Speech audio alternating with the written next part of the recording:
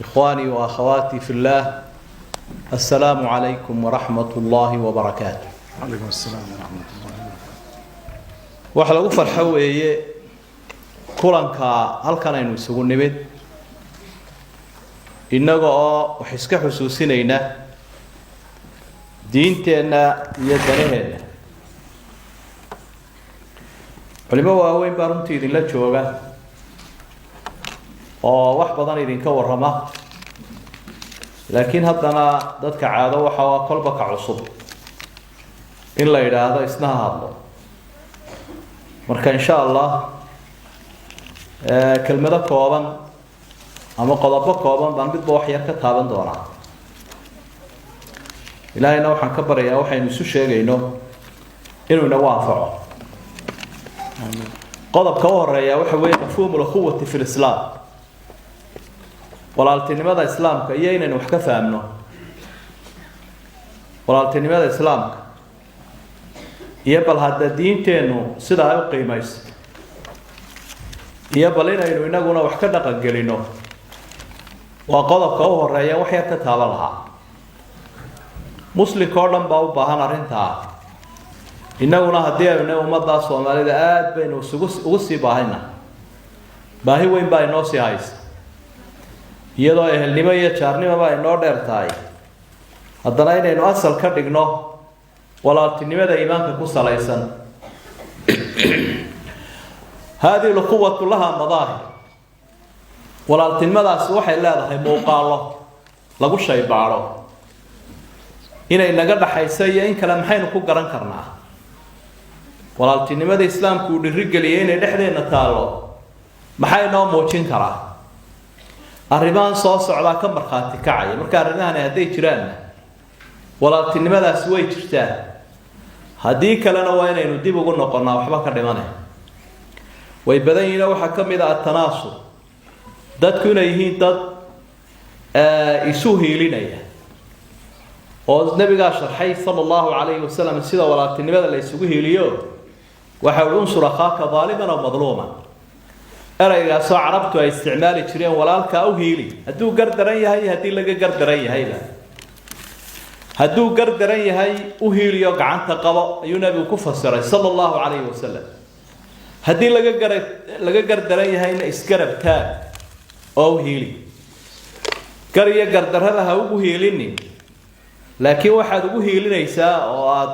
hilimaadkiisa markuu gardaran iyo dulmi samay inaad gacanta qabato, geed xidhihiisii noqoto. taasi ma jirtaa dhexdeena mise ma jirto? haddii ay dhacdo qofka ay isku ardaaga tihiin ama ehelka tihiin ama asxaabta tihiin,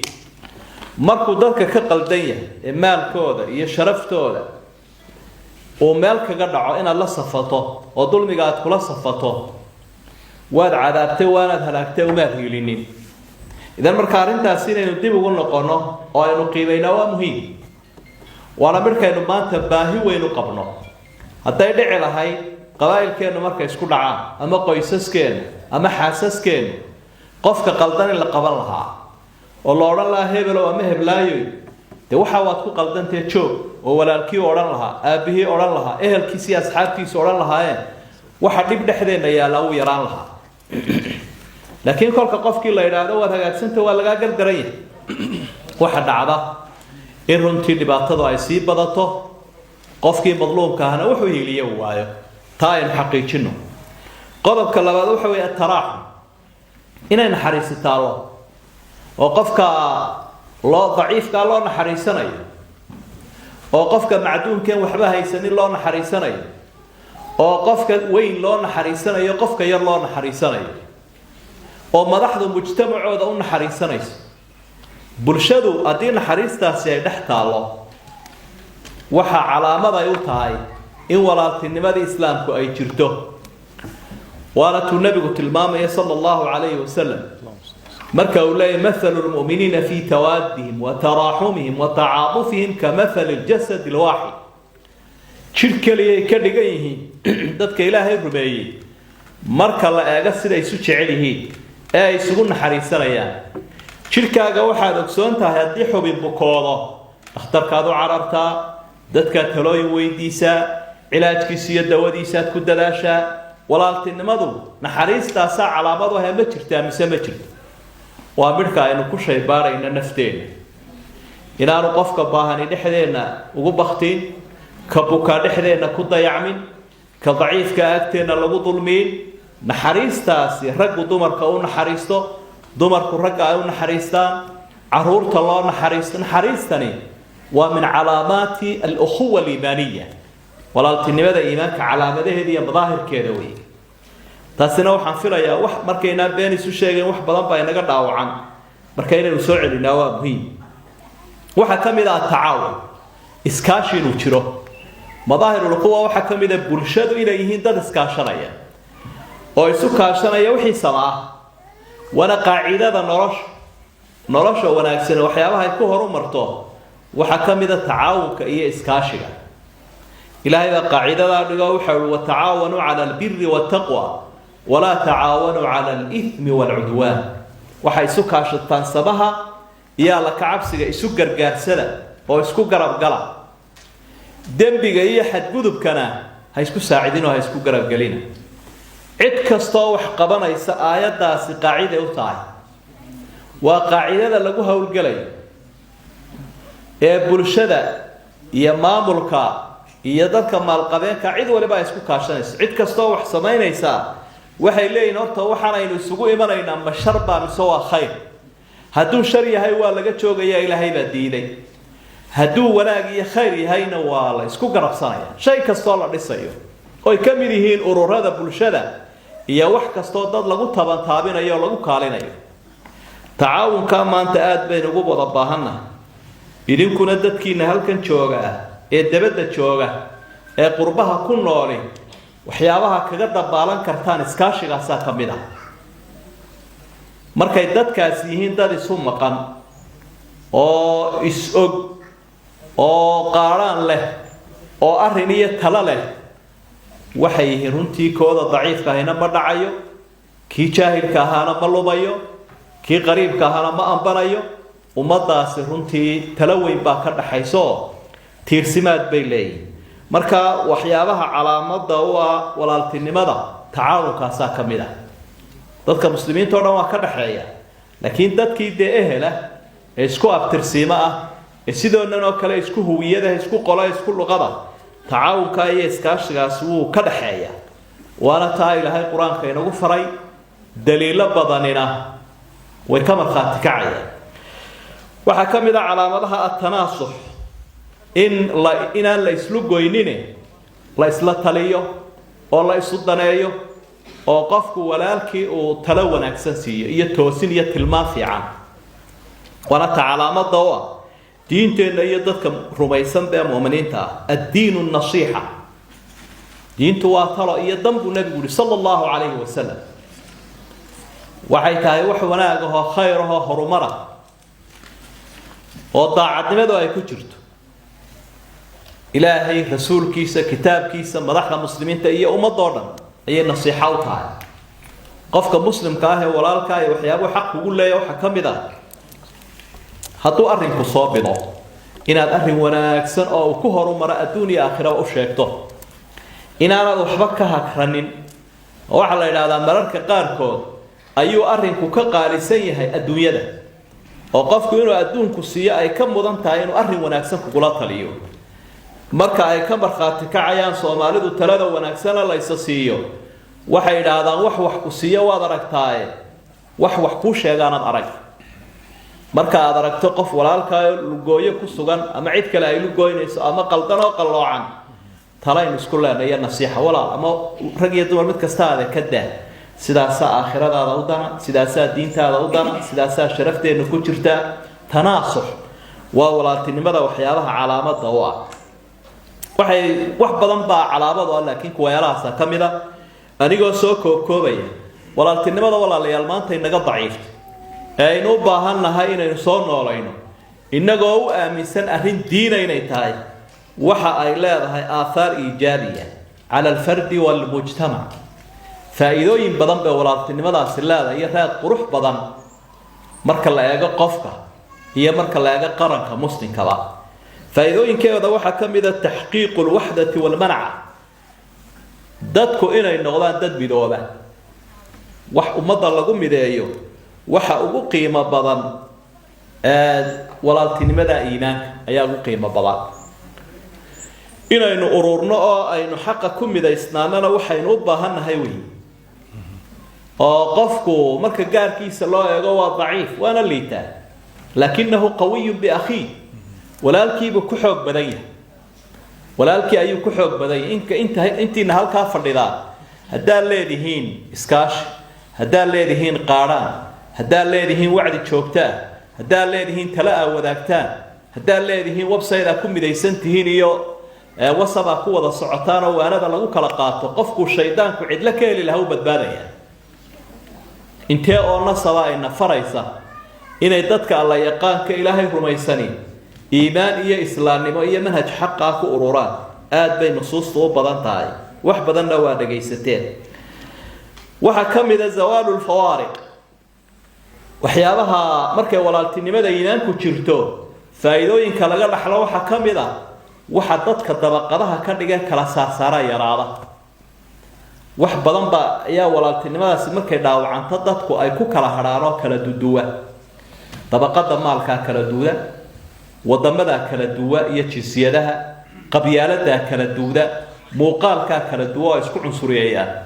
haddii walaaltinimadii dhabka ahayd jiri lahayd isuguma aynaan faaneen innagoo laabta garaacayna anaa laandheero ah adiguna laangaabaad anigu gob baan ahay adiguna gun baa tahay anigu maalqabeen baan ahay adiguna miskiin daciifa baa tahay anigu waan cadday adiguna waad madowdahay ama waad foolxuntahay haadihi lfawaariq waxyaabaha walaaltinimadu ay suurisaabay ka mid tahay qofkan waxbaa lagu qiimeynaya islaamkeenna ana inoo dhigay waa shaksiyadiisa alla yaqaannimadiisa akhlaaqdiisa dadnimadiisa waxa lagu qiimeynaya wey markaa walaaltinimada faa'iidooyinkeeda ay ka mid tahay waxaa ka mid ah taxqiiqu taqadumi walxadaara inay dadku horu maraan waxaa lagu horu maraa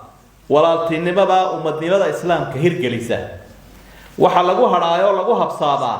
waxyaabaha marar badan aynu ku mashquulno ay qabyaaladu ka mid tahay ee aynu soo aragnay oo dadku ama ummadnimo ku shaqaystaan ama ardaannimo ummadaha had iyo jeer ummadnimo ku dhaqmay waynu aragnay halkay marayaan dadka maanta dee la joogtaan kuma shaqeeyaan qabyaalad haddii qabiil lagu shaqayn lahaa maynaan u nimaadneenoo wax maynaan soo moodeen qabiilku waxbuu kala fakiyaa waxbuu kala furfuraa sidaynu aragnay dadkeennii qofkii wanaagsanaana lagu reebayay qofkii wanaagsan xumaana qabiil lagu soo dhawaynayo marka had iyo jeer marka la doonayo xadaarad iyo horumar diin iyo dunyaba in lagu horumaro ummadnimada iyo walaaltinimada quwada islaamka lagu shaqeeyaa taana waxa markhaati kacaya nabi maxamed sallallahu alayhi wasallam ila tusaalaheeni way isaga iyo saxaabadiisu jiilu saxaaba qarnigii asxaabta ee tusaalaha quruxda badan caalamka u ahaa iyo inagaba maxay ku horumareen maxay xadaaradii wanaagsaneed la mahadiyay ku keeneen maxay ku dumiyeen boqortooyooyinkii dulmiga ee caalamka ku jiray maxay adduunyadu ku mahadisay 50 sanadood gudahood ayay taariikhdii caalamka dhinac kale u dhigeen saxaabadu oo waxa la wixii boqortooyooyin ku xeernaa caalamka ee dulmigu ka jiray oo dhan ay ku suuliyeen taasi waxay ku timi ummadnimo iyo ukhuwada iyo walaaltinimada islaamka waxyaabaha laga dhaxlo way waxa laga dhaxlaa lagu helaa naylu ridha Allahi tabaaraka wa ta'ala waxa dadkii uu isku jeclaaday waxaba ku sii dheer inuu ilaahayna kugu jeclaanayo maxaad ka weyday wuxuu ilaahayna kugu jeclaanayo ummadaaduna ay kugu jeclaanayso ilaahay baa wuxuu inna Allaha yuhibbu alladhina yuqatiluna fi sabilihi saffa ka'annahum bunyanun marsus ilaahay baa waxa uu jecel yahay kuwa midaysan ee safka ku wada jira marka ay jihaadka iyo dagaalka ku jiraan sida dhismaha midaysan oo kale waxa kamid ah istidlaalu bidillillahi yawm alqiyaamah hadaynu adduunyadiisa ugu macaashnayno ku horumarnayno ku faa'iidnay walaaltinimada islaamka aakhirana waynu ku faa'iideynaa iyadoo dadku wada kulul yahay oo uu wada kadeedan yahay oo qof waliba naftiisa u cabsanaya si gaar u ilahay ugu baaqaya oo u soo dhaweynaya dadkii iimaan iyo islaamnimo ku midoobay ku walaaloobay walaaltinimadu fawaaidkeeda waxa kamid ah annaha dariiqun ila janna jannadaynu wada baahannahay oo inuu cibaadaysanayna ordaynaa wadooyinka loo maro ayay ka mid tahay walaaltinimada inaynu isku waaninayno ee islaamnimada walaalayaal mawduucan aad buu ballaaran yahay waxa laga oran karaana wuu badan yahay laakiin waxa aan tilmaami lahaa halkaynu taaganahay aan ka soo degno halkaynu inagu taaganahay walaaltinimada ka taaganahay dad wanaagsan baynu nahay sida kale sifaad badan iyo tilmaamo fiican baynu leenahay ummadda Soomaalida hadaynu laakiin waxyaabaha inaga dhaawacan